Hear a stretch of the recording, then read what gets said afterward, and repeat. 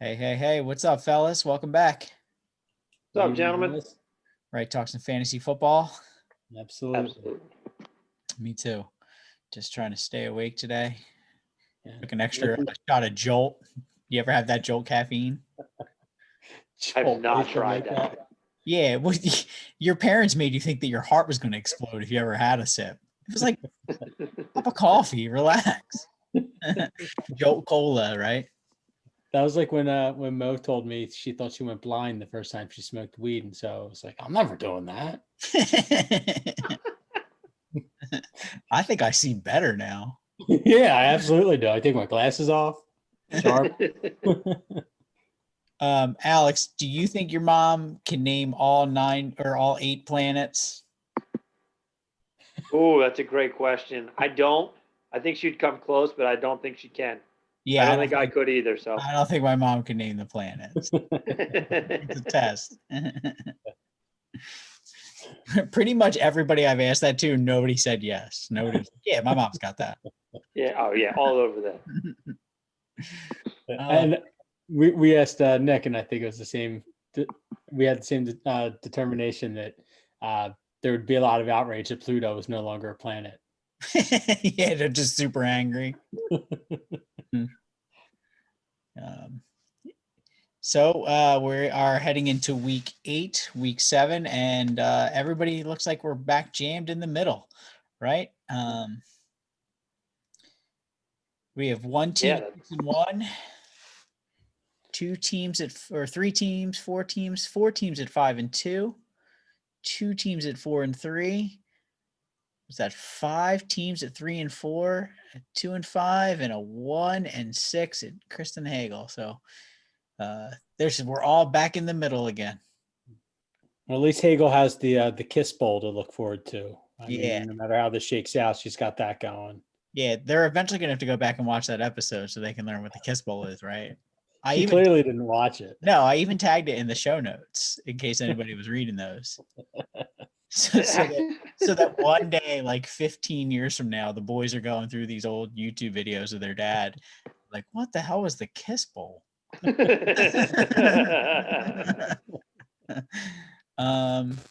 Denny, you are continuing the winning streak. Congratulations. Your team is really crushing it. It is nice to see Basic Breeze back in the top there. One and done, and I both took a loss this week. So one and done. That was a dogfight. That was heavyweights. Both of them broke 120 points, slugging it out. And I actually, if you want to profile that one first, one of my notes that I made was that,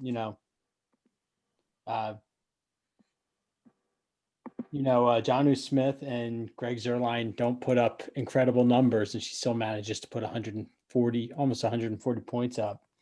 And I had to do the math on my hands to see how Chaz would have done had he actually played the Chiefs D instead of the Rams, and he still would have lost. So he at least can't kick himself for not having done that. He still would have taken the L. So yeah, just nothing you could have done there. Yeah, no, and you're right. Tyler Higbee is a late addition to the injury report. Doesn't play. Jeffrey, we don't know if he's still alive. Gaskin was on a bye. Yeah, it's not like he could have changed his lineup. He starts a hell of a lineup here, puts up 127 points. Going to be most of the league with this score. Oh, yeah. That's tough. Yeah, that's tough. It's tough too because like Deshaun Watson puts up 26 points, and that's a down game for him, comparatively speaking. This season, possibly what could have hurt him. Yeah, for sure, man. I mean, what's crazy? That is crazy. I mean, Sarah has a great week this week. Murray is just an animal. Yeah. He gets overtime too to get him that extra playing time. Gets him up to 44 points. Yeah. Let's see. McLaurin puts up 20. He's been real solid since coming over to her squad. We made that trade Andrews for McLaurin. I think so far she's gotten the better end of this deal. Tyler Boyd remains to be a beast this year with 23 points. For running backs, J.D. McKissick, not such a good performance. Clyde Edwards-Helaire there was no need for him to really touch the ball. Just a down week, nothing to be concerned about in my book. Yeah. Yeah, I've got nothing to add to that one. It was just interesting to watch. Could have gone either way. But it does bring Chuck back down into the middle with the rest of us. At 5-2 though, that's sitting pretty in my book. Yeah, he'd take it. All right, let's see. D-Rock, I'm going to jump to our game. All right. Congratulations, brother. You beat me. You beat me like a drum here. This There's nothing worse than counting on Darrell Henderson for 20 points on a Monday night and he gets you 8. So, yeah. No, I mean, I knew I was in trouble when I lost Philip Lindsay early. He started out strong, was seven runs or 7 points, 79 yards off. I think he had like 9 or 10 carries, so he was having a really productive day. Christian Kirk has a good day. Tyreek Hill, not bad. Mhm. But my Big Ben throws 3 picks in the second half. So there's -6 points. That really crushes me here. Excuse me, 9 points. So that really hurts, and I didn't really recover from that. Yeah. And the worst part is that James Conner had 2 touchdowns, one called back on penalty, and the other was dropped in the end zone. So, there's 12 points right there. So learning that actually drove me crazy. But I mean, your squad just continued to do what it always does, and was just put up a really solid performance again here. And then it looks like Philip Lindsay's under concussion protocol, so that's going to be basically week to week for him. And then McCaffrey, it looks like Maybe this week. last week the news was maybe coming back, and now it looks like go a little bit slower. There's no reason to rush him back with Davis in there, and I think that's what we're going to see. If he used to take 90% of the snaps, I think he'll take 80 or 70. Not that he needs 90 to bust out, but I think that's where he's going to live, because it's going to be hard to drag Davis off the field. Yeah, I agree, man. He's done too much right now to just go back to the bench. Put up a stinker this week. But, I don't think that I think it was more the team and the scheme that the opposing team drew up for him. They were prepared to stop the run. They wanted to make them, the Saints are always a very good run defense. So they wanted Carolina to beat them in the air. And that's pretty much, they came close to doing it, frankly. So Denny, next week you got to move away from Lamb, right? I mean, with Dallas going through 2 quarterbacks now, Dalton's going to be out. It looks like they're going to go to a 3rd string. There's no way that guy's going to be able to spread the rock. I mean, you look across the board, and that one of the things I made note of is, the effect that quarterback really does have on the league, especially a team like Dallas with the talent that they have on offense. This week in particular, when you saw Lamb 0 points, Gallup 0 points, Zeke had 5, 4.5, something like that. Like it's unbelievable how some of these players, you would think the talent alone, you should be able to just throw the ball up and they come down with it. Really disappointing, and sucks to see. I'm getting stuck in a situation now where I'm running thin on my running backs. Giovanni Bernard was a guy kept an eye on all week. I've really monitored the injury reports and made sure I struck fast on that, because as soon as I got the alert that Mixon wasn't playing, I grabbed him immediately, got him on my bench, because I just don't know what's going to happen or what they're doing with Adrian Peterson now that Swift kind of has emerged as the lead back there in Detroit. So Mostert being injured, I'm just kind of, my options are dwindling. So I may have to be a week to week monitoring that running back situation, grabbing the hot guy for the week as we go forward. Alex, you must have been in like some kind of important meeting, and that's why Denny was able to beat that to you. Like usually you would have snagged that up. So, gentlemen, I will call foul on myself. I told my old man to keep an eye on this one. Hey, Dad, you're probably going to need this. The wife, you might want to even just throw it on your bench just to make sure, even if Joe Mixon plays, you have him. And you know what I got for not being aggressive and getting the good player and putting him on my own bench? He goes to the guy I'm playing against. And you know what? He goes and has a great game. It causes me to lose. Yeah, not pleased about this at all. No mercy. I'm done. You didn't take it laying down. You went out there this morning. You were making some trades with Richard. It looks pretty good coming back your direction, I have to say. Either Richard has just given in or you have some blackmail over him, but I think you won that trade. I think it's going to be a fair trade at the end of the day. I do. I think what Richard is doing here is trying to get a more balanced team. Yeah. And that's what I was trying to offer him. So just so everybody's aware of how I propose trades to those in the league is I go to cbssports.com. Under fantasy football, if you click to the home page, there is an article that will normally be on the right-hand side, but it's published every Tuesday or Wednesday morning, right? It's called the trade value chart. And what this is, it's not based on past performances, but it's based on expected future performances and schedule, right? I'm sorry, there's like a million ads popping up here. But what it does is it takes each player by a position for non-PPR and PPR and provides them a score, right? So Dalvin Cook was valued at 34. I'm using PPR. James Conner was 28. So I needed to come up with 6 additional points to meet this trade. I wanted to make sure this trade went through. So I offered Marquise Brown, which if you scroll down. There, he was up. Yeah. He's in one more. I think he was an 11. We're at 12 here. So excuse me. 12. Right.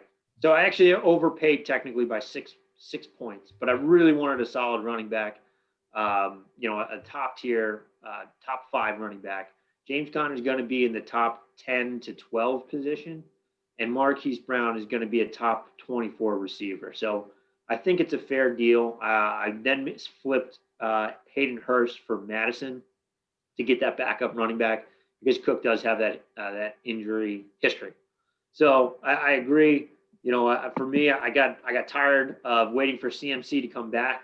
So I went out there and got myself a top end running back. Yeah, and I floated out some trades today. So Mal and Hannah, if you're out there, just check your app. Just hit approve. It's fair. I promise. Fingers crossed. I mean, no, how I can you wasn't not trying to take trust the advantage. dude who Just trying to shift some invented the things around. kissing bowl? Very cool. All right, who's next? All right, let's see who else we got. All right, so let's do Saquon's thighs versus Campaign Blazers. All right, a very weird performance for Campaign Blazers. So congrats to Saquon's thighs pulling out the victory, going 2-5. Josh Allen continues to slide from glory here, is the way I would summarize this one. That and the fact that Travis Kelce just had no production. But again, I think all Chiefs players were down, really because there was no need for the Chiefs offense today. The Chiefs defense just really carried them, or special teams. Yeah, this was also just another one of the situations when you look at it. 2 players with 0 points for Saquon's thighs, but Tom Brady more than makes up for it with his 46, and it's enough to pull off the upset here. Like I said, Antonio Gibson, when you get 20 points out of him for Katie, that's a huge day. But the defense, the kicker, Robert Woods and Josh Allen not putting up the numbers you're expected from him really hurts you. Agreed. Yeah. I wonder what Tom Brady's all-time highest fantasy score is. I'm going to look that up.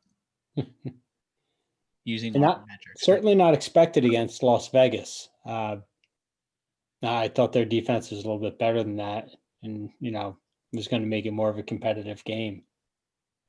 It looks like Gronkowski is finally getting back into football shape, though, so that's good news. Yeah. And Diggs on the other side, I found him to be just a total letdown. He was probably counting on a little bit more out of him. Yeah. Yeah. This was mediocre here. Yeah. Letdown game for the Blazers, though. They're still a deep team. I think they'll be able to rebound. Saquon Styles is going to have some struggles here. Chris Carson, that mid-foot sprain, that's a real tricky injury. I was reading that guys like Cam Newton and Ingram both suffered similar injuries, and while they thought, imaging showed that they'd be back pretty quickly, it actually turned out that they both needed that a surgery actually to correct it. So Hopefully that's not the case, because Chris Carson's been an absolute animal, and you want to see him back out there. Yep. And to Hannah, you have 2 open bench spots. Grab whoever you want off the waiver wire and add them to your bench. Yeah, just take the Do 2 not- ranked players. Do not try and drop Nick Chubb again, or he will not be there again. Dennis is coming for him. All right. D-man, walk us through us. What happened here? You made it tight. Too close for comfort. Obviously, I got crushed because Ezekiel Elliott put up 4.5 points, and Cole Sr. puts up 1.5. It's just not enough to get it done. I was filling in for a couple guys who were on the bye. Didn't have my main guy Thielen out there. So that's fine. It is what it is. Decent quarterback play. Fulgham got a touchdown. Good enough for me, but it really was crushed by Zeke this time, and it's just because Dallas is in shambles. So that's where it was. At one point, I looked at this game last night, and it was 81.5 to 81.5, and I thought, dear God, please let Robinson on her team score one more so I don't lose a tie and my bench with all my guys on a bye. I would have lost either way. So I was lucky to see that Robinson at the end was able to get another 6 out of it. Close game. I had nothing left in the tank. Yeah. Absolute battle, dogfight. You were in a dogfight here. It might not have been, high scoring, but you were still trying. You were going shot for shot there for a little bit. Yeah, very much into the night last night. Yeah. So Dennis, I don't know if you're hearing this, but I'm actually hearing that the Vikings have been shopping Thielen. Really? Wow. Yeah, so they tried shopping him. I don't know if they're pulling back on it, though, because the trade deadline is next Tuesday. Yeah.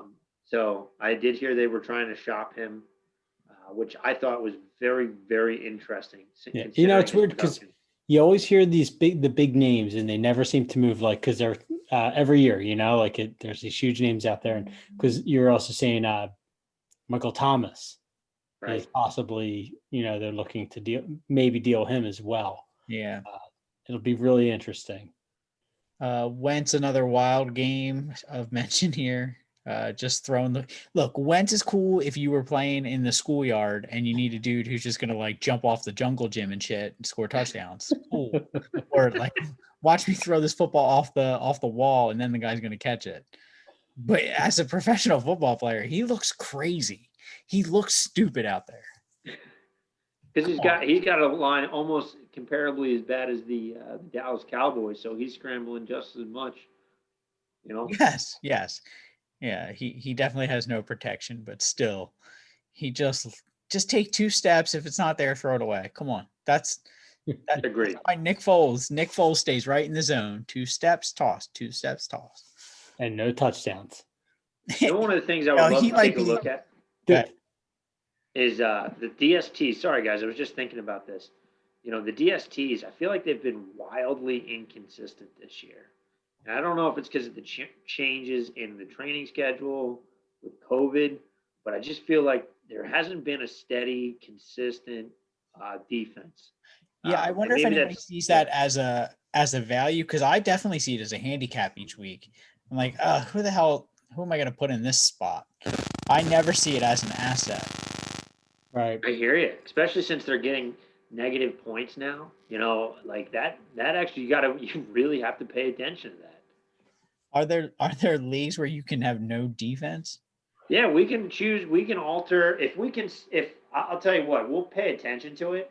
And if the defenses are starting to actually hurt people more than they help, I'm open to altering the roster next year so we don't do DSTs. You don't have to do DST. Interesting. Yeah. Normally they're not they're not a handicap, right? Yeah. They do provide scoring. They're more consistent in their scoring. But we've just seen so much changing in terms of the NFL that, like you said, it's actually turning into be more of a burden than something that helps your team. I think we might have talked about this last week, but why are they always the defense whenever they get a turnover, they're always trying to lateral it. They're always trying to they never just catch the ball and get tackled. They always got to do something even dumber than the interception. No, well, we could potentially turn it back over. Yeah. Well, that or the guy will just I don't know if you guys watched the game last night, but it was right around the third quarter. Jared Goff throws this pass that should have been intercepted, and the back for Chicago runs right into this ball and just smacks it out of the air. And they're like, why didn't he just grab it and run it in for the touchdown? Like he just smacked this ball straight down. And they were like, he was right there, like right in line, had it all right, ready to go. And I guess it's just that heat of the moment. You're just taught, just knock it down. And, Sure. I mean, next down. Yeah, he'd probably respond with, well, there is a reason I'm on defense, guys, No, but seriously, like, you would think your instincts would be like wanting to snag that out of the air and run it back for a touchdown. Yeah, considering they're always trying to lateral it back to the next guy. Right. Yeah. Stop doing that. That shouldn't even be a thing in the sport.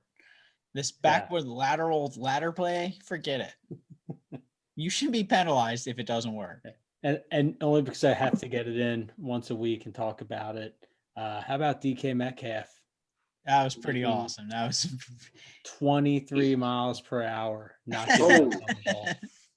He that made up ground on that dude. He made up 10 yards worth of ground to bring that guy down. If those of you who didn't see it, there was almost a pick six. The guy intercepts the ball on what is like the 3-yard line and takes off for the opposite end zone. Now he's got maybe Metcalf's in the end zone. Metcalf's got like a 10-yard, maybe even 15 yards behind him. And he chases him down like a cop on steroids. It was amazing. Alex is going to pull it up here. Really just wild how fast this guy is. Yeah. There's your interception. Here he comes. Watch. He's not even looking. He's just, I'm going to run. God damn. Prevents the touchdown. And here's the best part. Because he caught him, the Cardinals went for it on fourth, failed to score, no points. Yeah. No points. So, I mean, talk about hustle paying off. And I think what's even scarier is even after he chases him down, he didn't need oxygen after that. Like, they would be getting the cart. I'd be done for the next year. Yeah. The guy who took in front of him, Ortega Whiteside, probably would be out for 3 weeks. Wait, Dennis, you're assuming he's on the field right now and chasing the man down. He's working on his celebrations for his inadvertent touchdowns. That's all hustle. As a teammate, you got to love it. That's hustle. That's hard. I love that. I love seeing teams play for each other like that. That's awesome. Dude's a beast. Glad to see it's working out for him. Heck yeah. All right. Next one. We got Basic Breeze versus Not Such a Girly Girl. All right. Not Such a Girly Girl. Basically needs to go on an absolute heater from here on out to make the playoffs. She has to win the next 6 straight in order to get into the playoffs. 7-6 typically is what it takes to get it done. All right, so Basic Breeze moves to 5-2. Aaron Rodgers has a phenomenal week, followed by James Robinson and DJ Moore. And now the Bears DST puts up 10. Kenyon Drake before the injuries, 12.9, respectable numbers. But the reason I'm highlighting, I'm looking at the projections there. 10.5. The rest of her team pretty much does not show up. But she got carried by the 3 players I initially named: Rodgers, Robinson, and Moore. Not Such a Girly Girl, respectable showing of 104.5. Yeah. Again, just ran into another tough team here. Well, it's good to see Julio Jones back in the lineup. And then, of course, we got to do something with Thomas here. If Thomas is back in and playing healthy, and I mean, this balances that team back out, right? So instead of 3 points from Hill, you would expect to get 10 from Robbins, from Thomas. Sure. Absolutely. I mean, this was a squad we thought was going to be dangerous from the start because of Julio Jones and Michael Thomas combo, along with Calvin Ridley, right? She would actually have too many wide receivers to start on this team that she was going to make up for the basically zero RB strategy the auto draft went with. Yeah. But the problem is she hasn't had Michael Thomas since week 1. Yeah. No. It's brutal. What about Singletary? There's a lot of talk about who's behind him. And Zach Moss. Yeah. Neither are doing much of anything. Moss just came back after a 3-game absence, and he had 7 points. Yeah, so that's not impressive. Nothing impressive here, but I mean, the Buffalo Bills offense, I don't know. I actually had to watch that game, unfortunately, because of where I live. It was what was available. God, it was terrible. But both were just the Bills offense just looked wildly out of sync in this game. Tyler Bass, you can see, puts up 20 points. This dude had like 6 or 7 field goal attempts in the game. Missed 2 or 3, nailed like 4 or 5 other ones. Yeah, he was 6 or 8 on field goals, it says. Yeah. It was a horrible game to watch. No extra points. Yeah. So, I mean, the Jets literally lost to the Buffalo's kicker. So, hopefully Buffalo's offense figures this out, gets back on track, and starts moving forward here. But, Michael Thomas, I think they're saying he's going to miss week 8 again, which is just awful.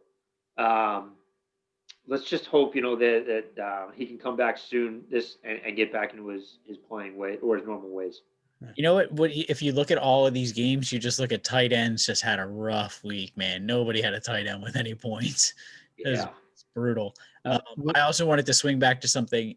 You were probably too young to remember this, but in the 90s, the Buffalo Bills were like killing it for a period of time, and they would go to the Super Bowl every year and lose. And it was just so gratifying to remember, Denny. Like they would get there and just blow it. They would miss field goals. They would throw interceptions. Like imagine 4 years in a row that you lose the Super Bowl. God damn, that was brutal to watch. Yeah. Yeah, that would have to be absolutely terrible. I'd wish that on no one. Yeah. One of the things I just want to throw in here is I think every week I look at Courtney's team and I find more and more layers to this team that I don't see how she doesn't win this whole thing. I think she honestly is going to like take this in because I think she has the most well-rounded team when you really look at it. Right now we're just kind of going through and where's she projected? I think she's projected for second right now. Yeah. Yeah, I mean, if you could pull up that roster again, it's just incredible. She has 2 great tight ends between Fant and Jared Cook, 3 solid running backs, if not more. Jonathan Taylor, Ronald Jones, Kenyon Drake, he's out. James Robinson. I mean, Kenyon Drake is going to miss a couple weeks, and she's not going to miss a beat with the other 3 running backs she has available. Yep. Yeah, I mean, she can easily move them into the IR spot. I completely agree with you. And, Jonathan Taylor's schedule gets so favorable going forward. Yeah, and she's got a great defense. The Bears defense is playing, other than last night, really, they were playing really good. But even her wide receivers, DJ Moore, Metcalf, this is just a great team, a really good team. Metcalf should have got at least like some bonus points for that rundown. Right. Yeah, right. A tackle. He should have gotten credit for a tackle at least. Like if you get play of the week, you should get like 5 points. Completely agree, man. Does ESPN I have her still come on in the week. morning and do their I haven't watched ESPN in years. Do they still come on and do their morning top 10s? Do they still do top 10s? Yeah, they will. Top 10 plays of the night or whatever. That was the thing. You would just turn it on at 7:50 to watch the top 10s. Yeah. And then it got boring when it was all just pedestrian dunks for 6 or 7 of them. And you were just like, all right, cool. Well, a week, I guess. That's cool. Do they still do Sports Center? I know that sounds crazy, but I know. I have no idea. I have no idea. I really don't. I'll watch it on a Saturday morning every once in a while. It's not the same. It's completely watered down and not what it was, but it's not bad. Danny, you said I tried making it at my home at home. Wasn't the same. It just wasn't the same. Oh boy. Jeez. This poor guy. Chasing Summer. Come on, bud. Oh yeah. Poor guy. Mike Davis gives you 5 points. Come on. Come on, man. Jimmy G. 6 points. Dylan 1. And then you look to the other side of that. 0, 0, 0. Or I should say 0.0. And negative 1.5. And you still win the goddamn game. Oh my God. Oh my God. Oh, the problem. I mean, but look, she has Burrow who puts up 35, Adams who puts up 45. Yeah. This is so infuriating. This is where I would want to walk away. Here's where for Chasing Summer it's terrible.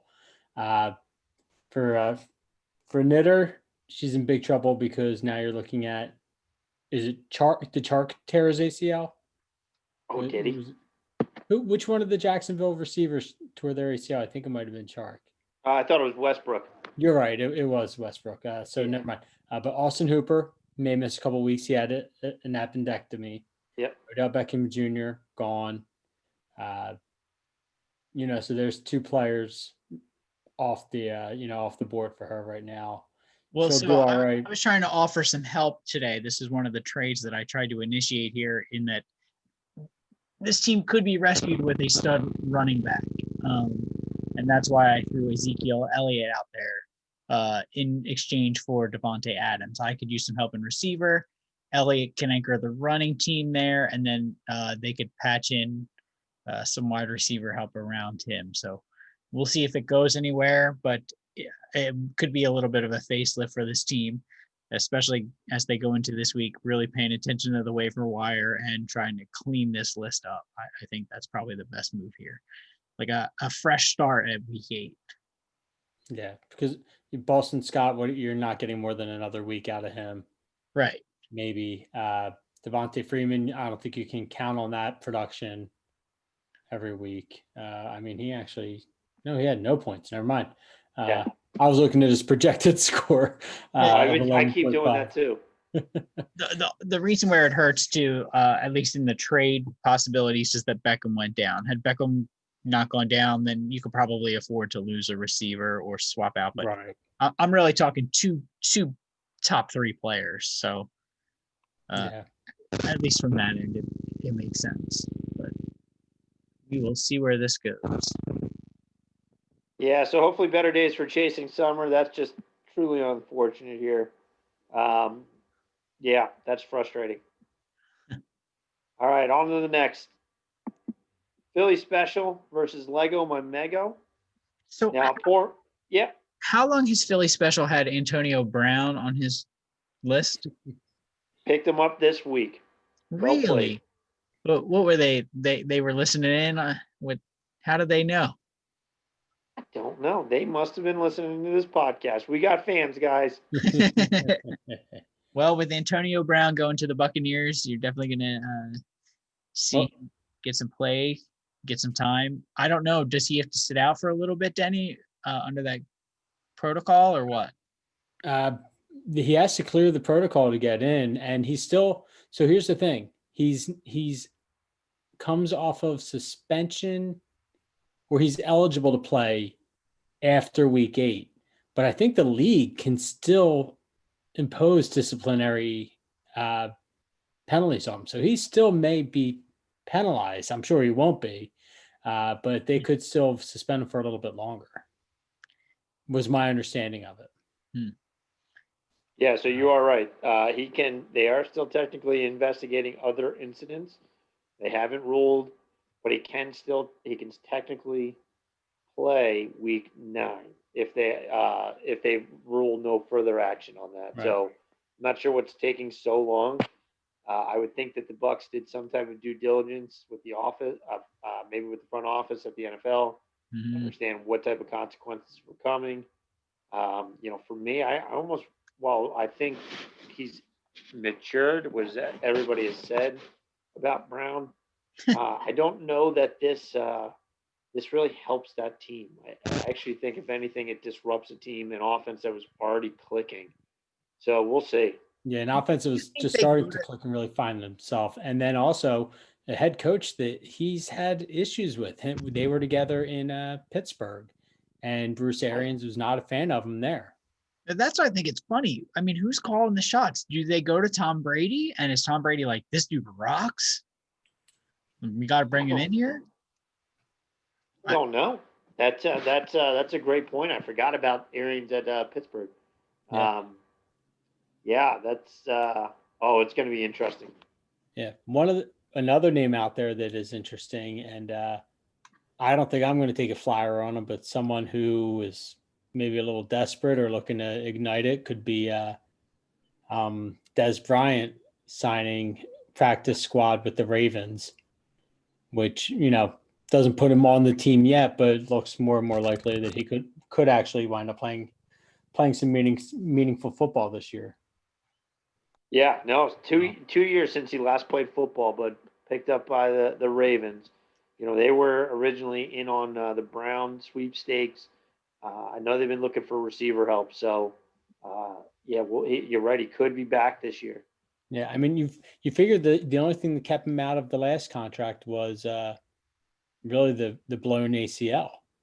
Yeah, he had to try out and tore his ACL, and that's really what kind of sidelined him the last time. Looking over at Megan's team, there's a lot of talk in the league about Swift and at least for fantasy players making moves for Swift. Maybe he might have hit his heights, seeing there. And then, of course, Mike Evans continues to be just maybe almost a disappointment, right? I think that's fair to say. Absolutely. And I don't think that gets better with the inclusion of Antonio Brown in that lineup there. They might be doing it because they see so much terrible play out of Mike Evans. And I agree. The thing is he's open. He's just not getting the ball in a lot of times. And then was it N'Keal Harry? He's injured. I don't know if Harry got hurt. I actually think they were. It was concussion protocol. I don't quote me on that though. Seems familiar to me. Yeah, I mean Ayuk has a big game. Hawkinson is, I think, the only tight end to have a good game this week. Chase Edmonds, Drake goes down. This guy's now an RB1. So good to see that, Meg's got this guy, in her lineup, started him. It's just unfortunate that, but Philly special just had an incredible week. Yeah. Ayuk was actually somebody I was looking to see who had today. I was wondering where he was floating around. It caught my attention. I think there's a lot of upside with that kid. Yeah, for sure. A.J. Brown has a monster week again, 27 points. Justin Herbert, rookie of the year, on the 45 points. What an animal. Yeah. And his schedule looks to be pretty good in the next 3 weeks too, so they expect more out of him. And good for them for keeping Jamal Williams around there too. Playing second fiddle there as running back number 2 in Green Bay, and finally getting a chance to be the number 1 this past week really helped them out too. Had a big game. Yeah, absolutely. Jamal Williams stepping in for the injured Aaron Jones, but just real quick on Herbert's schedule. Yeah, I really like it. None of these defenses really scare you. I mean, this is fantasy playoffs. He's got a favorable schedule. I mean, Denver is okay, good, not great. Las Vegas, their key starting defensive player Abrams is on the COVID-19 list. Miami doesn't scare you. Jets, LOL. Buffalo's falling apart. This kid's got some, hopefully he keeps it up. Yeah. Good for him. Terrible for Tyrod Taylor. Terrible. Just a shit pull. Literally, I hope Tyrod, one of the things he coached him on was just, stay away from the team doctor at all costs. Yeah, see your own. Yeah, see your own. Medical benefits here blow. Okay. All right. So that's a great, there's not much more to recap here. I feel 2-5, 3-4, still in the hunt, these teams, not out of it. Philly Special, is getting hot here. I thought, frankly, after losing Saquon Barkley, this team was really going to have an uphill battle. And you know what? They've done a great job managing this roster. Holding out on AJ Brown. I'd been reaching out to make a trade for AJ Brown several times. So they rejected it. I like that. DeAndre Hopkins has been a stud. The running backs are serviceable. Alex, obviously, these fellows way better than we do, but they were broadcasting from a pimp layer. And is there a chance that they brought in a third that we don't know about? ESPN Fantasy Player of the Year 2019, 2018. I would think that these guys would put up the coin to bring in some outside help. Can you listen? I'd like to open an investigation. Well, Brian, as you know, the league policy is not to comment on any ongoing investigations until all are concluded. So at this time, I just have no further comment. But there is an ongoing investigation. Yes, I will give you that at least. Awesome, fantastic. And I have one of Denny's old laptops, so if you guys want to see some shit. Okay, so high score of the week here: Cadillac Baglini, excuse me, 157.5 to 95.5. Talking about high score of the week, one of the ideas for next year that we've thrown around is actually upping the buy-in for 2021. And each week we'll do the highest score gets like some type of little bonus for the week, whether it's $10, $5, $10, something along those lines. We'll figure it out. But I think it would be a good way to keep the league interesting and players engaged. Now, this is an improvement because hasn't Baglini had like 60 and 70 points the past 2 weeks? Well, he lost because Russell Wilson was on a bye, right? So that was an issue in one of the previous weeks. Jeff Wilson Jr., Jesus. He did some picking up on the waiver wire, but Claypool let him down. Claypool came through big last week, and now nothing this week. Yeah. But he did have Deontay Johnson, so I think he just didn't know which one to play. And I think we learned this week that when a healthy Deontay Johnson takes priority to Chase Claypool. Yeah, you said that a couple weeks ago too, when everybody else was high on Chase Claypool. Yeah. Mahomes, the guy just keeps going. Yeah, he's going to have to replace his running back there, Jeff Wilson Jr., injured now. He got injured late in that game in San Fran, so I don't know who he has on his bench if he has a replacement running back, but that's something he's got to – Aaron Jones. So, yeah, whenever he comes back, I guess he'll do okay filling in for that.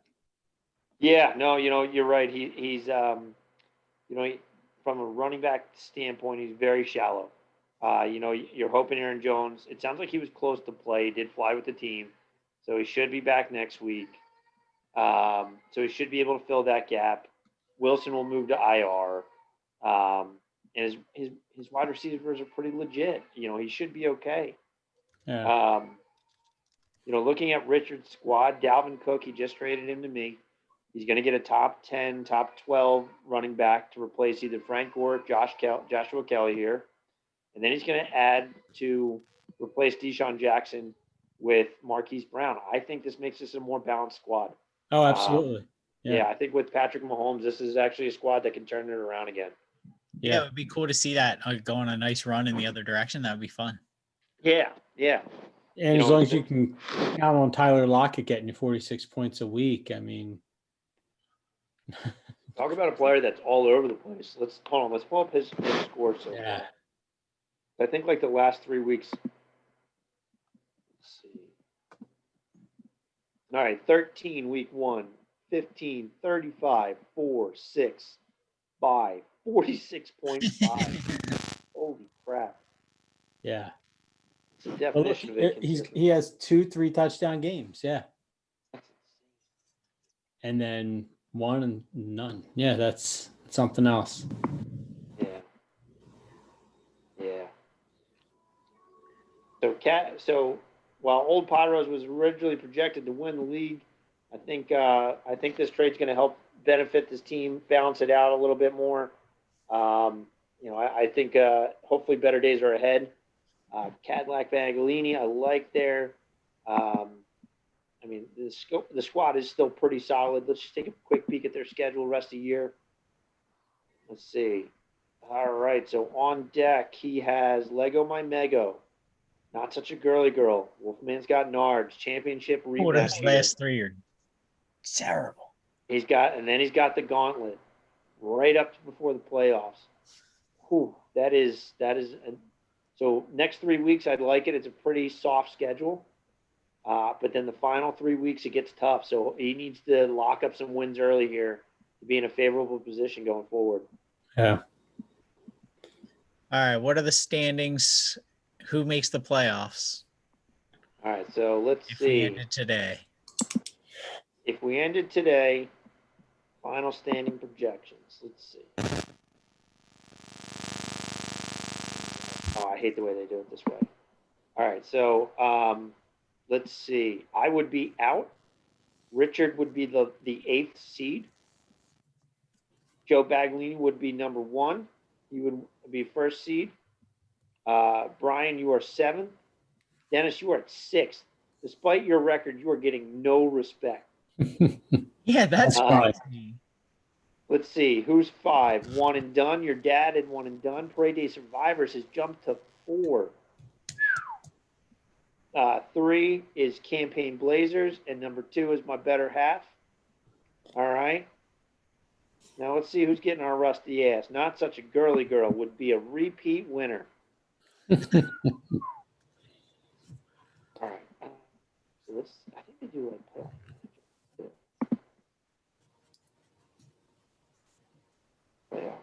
like when we're allowed to get back together with people in big giant groups, not only do we have to have the summer party, but we have to have maybe the weekend before the Super Bowl a presentation of the rusty ass party.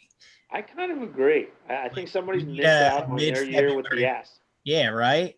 I hear Sarah's got this awesome new pad. Yeah. So I hear your dad's doing a lot of work on it, making it look really nice. She finally got that bad roommate out of there. Deadbeat. So got rid of that deadbeat. It's so nice to see that. She's really rebounding in a positive way. Like you said, cleaned the house up, got a sweet new place to hang out, and she's looking to have a couple of ragers. So we're happy to oblige, right? Yeah. All right. So if the season were to end today, Dennis, you would be taking on Campaign Blazers. I think that the way the two teams are playing, I think you would actually come out on top of that. But this is a squad with a lot of potential, so I wouldn't mess with it. Yeah. Cadillac Baglini versus Boats and Throws, right in the middle at 4 and 5. Yeah, we've had some playoff battles in the past. Oh yeah. We would be on the ski lift, like not talking to each other. Don't want to tip your hand. We got Red Visors versus One and Done. And then Parade Day Survivors sneaking in here versus Basic Breeze. Fantastic. So we're, like you said, Dennis, we are 2 weeks away. Once we complete week 10 and the league has not canceled, it will count as a season. Just as a reminder, if for some reason it is canceled following week 10, before the playoffs, fantasy playoffs are completed, we will have, it will be based on league record with highest points scored as the tiebreaker. Well, I think it's been fun so far. This year, I really enjoy it. I enjoy it a lot because of this. Like, this little feature is cool. It combines a lot of my interest, and I'm grateful that you guys do it. I'm grateful that people listen to it. And it's been fun. There's a lot more movement. People are really into it. So I don't know how you guys feeling about this season so far. Absolutely. I think the unfortunate circumstances we find ourselves in actually help and give people something to look forward to, something to do, something to pay attention to, and keep their mind off of other things. So I think it's been helpful. I at least hope it's been helpful. But I think that's also why you're seeing more involvement and more interest in making sure that you're fielding a team and trying to win and keeping that, staying positive and keeping that going. Yeah, and also you'll get roasted and live on the internet roasted forever. Yeah, I'm with you, boys. I love doing this. This is a great way to catch up, and talk about the leagues and what we're seeing. I'm really enjoying it, and hope we can keep doing it. I hope the rest of the league is enjoying it. Fantasy football has always been a great escape, especially right now. From everything that's going in the day to day. And if you want to be a guest, just hit us up. Just really hit us up. We would love to have you on, talk about anything. And if you have sections or segments that you want us to do, or you want to produce and do, bring it on. We would love it if you want to just do winners and losers of the week. Yeah, it'll be great. If you just want to know what's making me mad this week, I've always got something. Oh man, he was fired up about Apple last week. Rightfully so, Denny. By the way, that was some horse shit. Less packaging my ass. You're just buying more shit in more boxes. We're gonna take this off the air. We'll talk to you guys next week. Thanks for tuning in. See you guys. Bye.